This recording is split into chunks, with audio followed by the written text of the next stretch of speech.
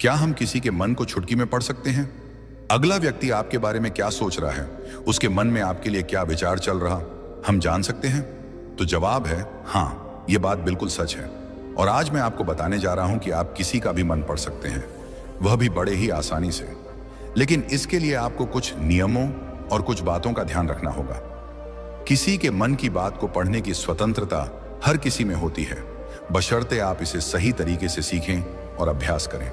आज हम इस कला को आचार्य चाणक्य की नीतियों और बुद्धिमत्ता के आधार पर समझेंगे। एक बार चाणक्य अपनी कुटिया के बाहर बने छोटे से बगीचे में गए और एक गुलाब का फूल तोड़कर लाए। उन्होंने चंद्रगुप्त से कहा, इस फूल को देखो, क्या यह सुंदर नहीं है? चंद्रगुप्त ने हामी भरी, लेकिन उसका मन कहीं और था। चाणक्य ने फिर पूछा, क्या तुम्हें गुलाब की खुशबू पसंद है? चंद्रगुप्त ने जल्दी से जवाब दिया, हाँ आचार्य, बहुत अच्छी है। चाणक्य ने हल्के से हंसते हुए कहा, युवक, तुमने फूल को सूंघा ही नहीं, फिर खुशबू कैसे पसंद आई? चंद्रगुप्त सकपका गया। चाणक्य ने आगे कहा, तुम्हारा मन यहां नहीं है, तुम मगध के सिंहासन के बारे में सोच रहे हो। तुम धनानंद को हराना चाहते हो, लेकिन डरते हो कि कहीं तुम्हारी योजना असफल ना हो जाए। चंद्रगुप्त की आंखें आश्चर्य से फैल गईं। उसने सोचा, यह कैसे संभव है? मैंने तो कुछ कहा ही नहीं। चाणक्य ने चंद्रगुप्त को बैठने का इशारा किया और बोले, मन को पढ़ना कोई जादू नहीं है चंद्रगुप्त, यह एक कला है जो अभ्यास और शांति से आती है। मैंने तुम्हारी आंखों में वह आग देखी जो एक योद्धा की होती है। तुम्हारे चेहरे की रेखाएं मुझे बता रही थीं कि तुम किसी बड़े लक्ष्य के लिए बेचैन हो। तुम्हारी उंगलियां बार बार एक दूसरे से टकरा रही थीं, जो तुम्हारे डर और संकोच को दर्शाता है। और जब मैंने तुमसे फूल के बारे में पूछा, तुमने जल्दबाजी में जवाब दिया, क्योंकि तुम्हारा मन कहीं और था। चंद्रगुप्त ने पूछा, आचार्य, आपने यह सब कैसे जाना? क्या यह कोई तंत्र मंत्र है? चाणक्य हंसे और बोले, नहीं, यह तंत्र मंत्र नहीं, बल्कि मन की शांति और दूसरों के हाव भाव को समझने की कला है। मैंने अपने मन को इतना शांत कर लिया है कि मैं दूसरों के मन की हलचल को सुन सकता हूं। चाणक्य ने चंद्रगुप्त को अपने साथ एक प्रयोग करने को कहा। उन्होंने उसे एक शांत कोने में बैठने को कहा और बोले, दिन में 2 घंटे तुम चुप रहो, न बोलो न सोचो, बस अपनी सांसों को देखो। जब तुम्हारा मन शांत होगा, तुम दूसरों के मन को पढ़ पाओगे। चंद्रगुप्त ने कई महीनों तक यह अभ्यास किया। धीरे धीरे वह लोगों के हाव भाव, उनकी आंखों की चमक और उनके शब्दों के पीछे छिपे इरादों को समझने लगा। तब चाणक्य ने कहा, अब मैं तुम्हें पहले एक कहानी सुनाता हूं। तुम इस कहानी को ध्यान से सुनो, फिर इस कहानी के खत्म होते ही मैं तुम्हें मन की बात पढ़ने के 7 तरीके बताऊंगा। कई साल पहले हिमाचल की हरी भरी वादियों में सरयू नदी के किनारे एक छोटा सा गांव था। वहां 2 भाई बहन रहते थे। बड़ा भाई रमेश, जो देख नहीं सकता था, और छोटी बहन अनीता, जो गांव में एक छोटा सा बगीचा संभालती थी। अनीता का बगीचा खूबसूरत था, लेकिन जंगली जानवर अक्सर उसकी फसलें बर्बाद कर देते थे। अनीता को इससे बहुत परेशानी होती थी। एक दिन उसने सोचा कि क्यों ना अपने अंधे भाई रमेश की मदद ली जाए, जो अपनी तीक्ष्ण सुनने की क्षमता से जानवरों की मौजूदगी को भांप सकता था। अनीता ने बगीचे के बीच में एक छोटा सा मचान बनाया और रमेश को वहां बिठाया। उसने कहा, भैया, अगर तुम्हें किसी जानवर की आहट सुनाई दे तो अपनी लाठी से मचान पर जोर से ठोक देना, इससे जानवर डरकर भाग जाएंगे।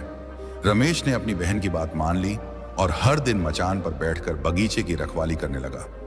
जब भी उसे कोई आहट सुनाई देती, वह लाठी ठोकता और जानवर भाग जाते। इस तरह बगीचा सुरक्षित रहने लगा। एक दिन एक शाही सिपाही, जो एक जंगली सूअर का पीछा कर रहा था, बगीचे के पास पहुंचा। उसने रमेश को देखा और पूछा, क्या तुमने यहां एक सूअर देखा है? रमेश ने जवाब दिया, मैं अंधा हूं, मैं कैसे देख सकता हूं, पर मैं इतना बता सकता हूं कि जो जानवर यहां से गुजरा वह तुम्हारे पीछा करने लायक नहीं है।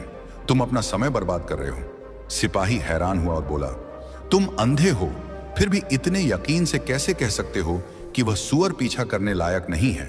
रमेश ने शांति से समझाया, मैंने उस जानवर के कदमों की आहट सुनी। उसकी चाल भारी और धीमी थी, जैसे कोई गर्भवती मादा जानवर हो। एक सिपाही को ऐसी मादा का शिकार नहीं करना चाहिए। सिपाही और भी हैरान हुआ। उसने अपने साथियों को उस जानवर को ढूंढने भेजा। जब वे लौटे, उन्होंने बताया कि रमेश सही था, वह एक गर्भवती मादा सूअर थी। सिपाही ने रमेश से पूछा, तुमने यह सब कैसे जाना? रमेश ने कहा, मैं देख तो नहीं सकता, पर मैं आहटों और हलचल को समझता हूं। उस जानवर की भारी चाल और धीमी गति से मुझे पता चला कि वह गर्भवती है। सिपाही रमेश की बुद्धि से प्रभावित होकर उससे एक और सवाल पूछता है, तुम इतने समझदार हो, क्या तुम बता सकते हो कि मेरी पत्नी मेरे प्रति वफादार है या नहीं? रमेश ने जवाब दिया, ऐसा सवाल तुम्हारे मन में क्यों उठा? पर ठीक है, मैं जवाब दूंगा। इसके लिए मुझे तुम्हारी पत्नी से अकेले में मिलना होगा। सिपाही पहले तो गुस्सा हुआ, लेकिन फिर मान गया और अपनी पत्नी रानी सावित्री को रमेश के साथ एक कमरे में भेज दिया। कमरे में रमेश ने सावित्री से कहा, मुझे तुम्हें छूना होगा। यह सुनते ही सावित्री गुस्से में आ गई और रमेश को मारने लगी। रमेश ने किसी तरह अपनी जान बचाई और सिपाही के पास लौटा। उसने कहा, तुम्हारी पत्नी वफादार नहीं है।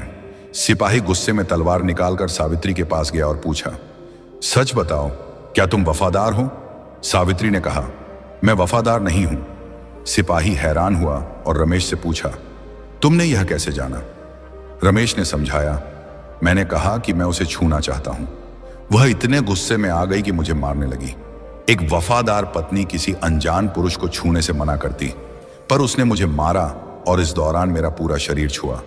ऐसी औरत वफादार कैसे हो सकती है?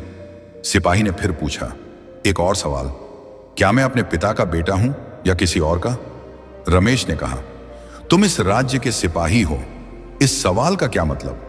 पर ठीक है, मैं जवाब दूंगा, लेकिन तुम्हें वादा करना होगा कि तुम गुस्सा नहीं करोगे। सिपाही ने वादा किया और रमेश ने कहा, तुम अपने पिता के बेटे हो, पर तुम पर एक कंजूस जमींदार की छाया भी है। सिपाही खुश हुआ और अपनी मां से पूछने गया। मां ने कहा, तुम अपने पिता के बेटे हो, पर जब मैं नहा रही थी तब एक कंजूस जमींदार की छाया मुझ पर पटाड़ी थी। सिपाही रमेश के पास लौटा और पूछा, तुमने यह कैसे जाना? रमेश ने कहा, तुमने मुझे एक भी इनाम नहीं दिया, जबकि कोई और सिपाही होता तो अब तक कई पुरस्कार दे देता। इससे मैंने अनुमान लगाया कि तुम कंजूस हो। सिपाही हंस पड़ा और बोला, जो मांगोगे दूंगा, पर बताओ तुम इतने सटीक जवाब कैसे दे लेते हो? रमेश ने कहा, मैं देख नहीं सकता, पर मैं लोगों के मन को उनकी हरकतों, व्यवहार और शारीरिक हाव भाव से पढ़ सकता हूं। फिर चाणक्य ने कहा, अब मैं तुम्हें 7 तरीके बताऊंगा जिनसे तुम भी दूसरों के विचार समझ सकते हो। बेरिन, उसकी आंखों में देखो और हाव भाव को समझो।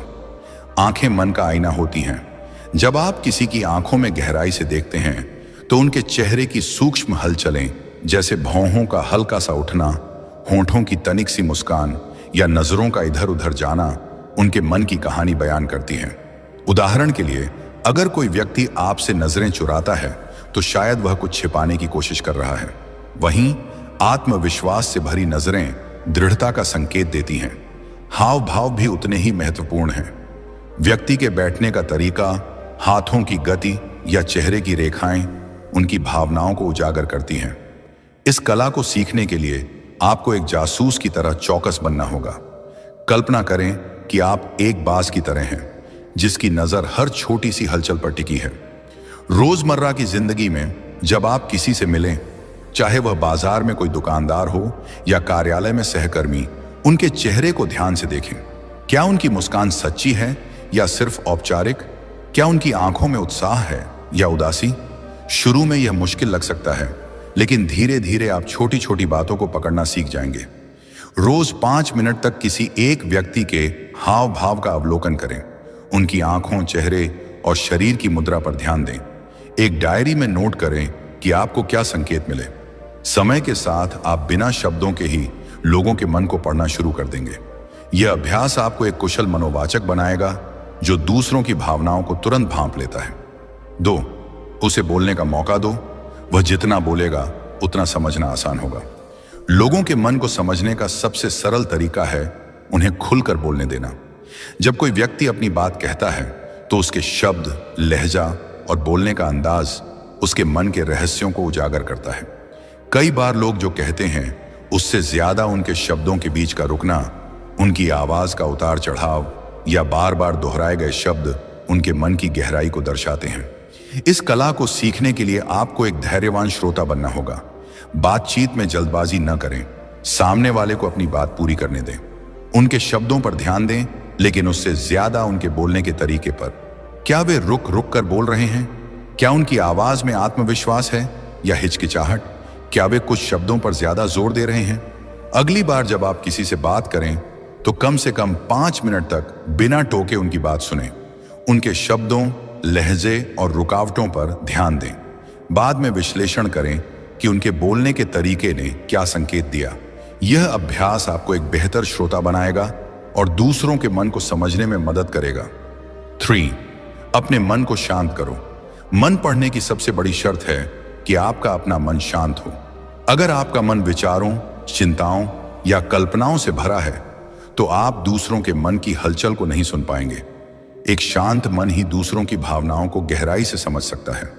शांति का मतलब है अपने विचारों को थामना, अपनी आंतरिक हलचल को रोकना।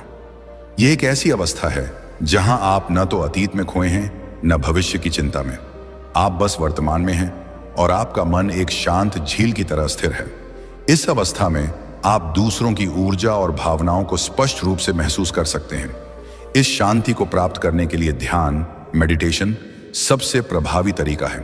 रोज 10 से 15 मिनट के लिए एक शांत कोने में बैठें। अपनी सांसों पर ध्यान केंद्रित करें। विचार आए लेकिन उनमें न उलझें। उन्हें बादल की तरह तैरते हुए देखें और जाने दें।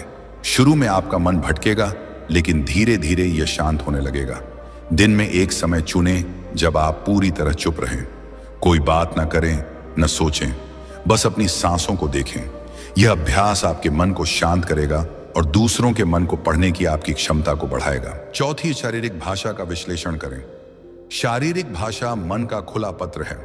व्यक्ति के बैठने का तरीका, हाथों की गति और शरीर की मुद्रा उनके मन की स्थिति को दर्शाती है।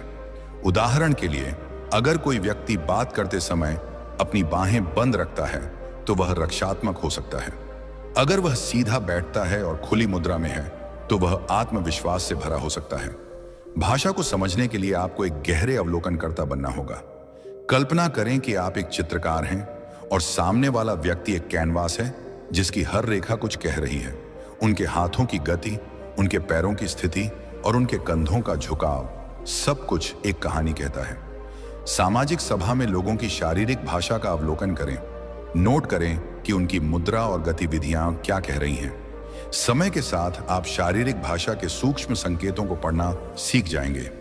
ऊर्जा और भावनाओं को महसूस करें। हर व्यक्ति एक ऊर्जा क्षेत्र बनाता है जो उनकी भावनाओं को दर्शाता है। एक शांत मन इस ऊर्जा को महसूस कर सकता है। यह ऊर्जा आपको बताती है कि व्यक्ति खुश है, तनावग्रस्त है या उदास। इस ऊर्जा को महसूस करने के लिए आपको अपनी अंतर्ज्ञान को जागृत करना होगा। यह एक ऐसी अनुभूति है जो आपको बताती है कि कुछ ठीक है या नहीं। उदाहरण के लिए, आप किसी से मिलते हैं और वह मुस्कुरा रहा है, लेकिन आपको लगता है कि कुछ गलत है। यह आपकी अंतर्ज्ञान की आवाज है जो उनकी ऊर्जा को पढ़ रही है।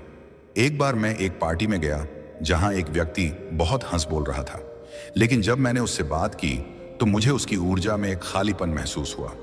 मैंने उससे गहराई से बात की और उसने बताया कि वह अपने करियर में असफलता से जूझ रहा था।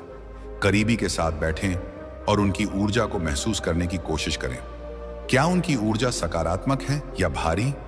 अपनी अंतर्ज्ञान पर भरोसा करें। यह अभ्यास आपको दूसरों की भावनाओं को समझने में निपुण बनाएगा। 6. सवाल पूछकर गहराई में जाएं। सही सवाल पूछना मन पढ़ने का एक शक्तिशाली हथियार है। सवाल व्यक्ति को खुलने के लिए मजबूर करते हैं और उनके मन की गहराई को उजागर करते हैं। पूछते समय खुले और गैर निर्णयात्मक सवाल चुनें, जैसे आप इस बारे में क्या सोचते हैं या यह आपको कैसा लगता है। उनके जवाबों में छिपे संकेतों पर ध्यान दें। अगर कोई सवाल का जवाब टालता है तो शायद वह कुछ छिपा रहा है। उदाहरण के लिए, मैंने एक बार अपने मित्र से पूछा, तुम्हारा नया प्रोजेक्ट कैसा चल रहा है? उसने हल्के से कहा, ठीक है। लेकिन मैंने और गहराई से पूछा, क्या कोई चुनौती है? तब उसने बताया कि उसे समय की कमी हो रही है। किसी से बात करते समय एक खुला सवाल पूछें और उनके जवाब के पीछे की भावना को समझने की कोशिश करें। यह अभ्यास आपको उनके मन की गहराई तक ले जाएगा। 7. निरंतर अभ्यास और धैर्य रखें। मन पढ़ने की कला एक दिन में नहीं आती। यह निरंतर अभ्यास और धैर्य का परिणाम है। कला को सीखने के लिए आपको रोज छोटे छोटे कदम उठाने होंगे। हर दिन लोगों के हाव भाव, उनकी ऊर्जा और उनकी बातों पर ध्यान दें। अपनी प्रगति को नोट करें। अगर आप किसी की भावना को गलत समझ लेते हैं तो विश्लेषण करें कि आप कहां चूक गए। उदाहरण के लिए, मैंने शुरू में कई बार लोगों के हाव भाव को गलत समझा, लेकिन हर गलती से मैंने सीखा और अब मैं छोटी छोटी बातों को आसानी से पकड़ लेता हूं।